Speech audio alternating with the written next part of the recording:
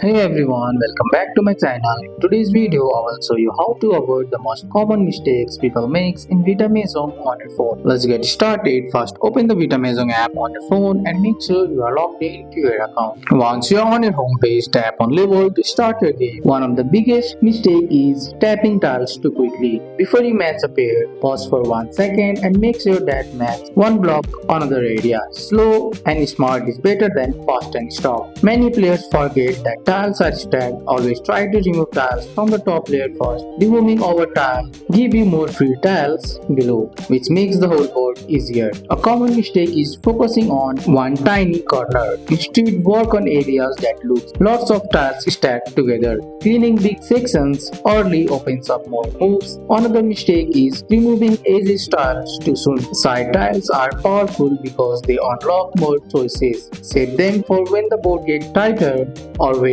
you really need space. Some tiles look similar but not actually a match. Take a quick look at the symbol, flowers, numbers or dots before tapping. This avoids wasted moves. On your phone you have a button for a reason. If you can't find a match within 5 seconds, tapping it helps you keep the game moving and prevents you from making random mistakes. And that's it. Follow these simple tips to avoid common mistakes in Vita Mahjong on your phone. That's all for today's video guys. I hope you guys like this video. If you found this video helpful, drop a like, subscribe for more videos. Thanks for watching. See you in the next one.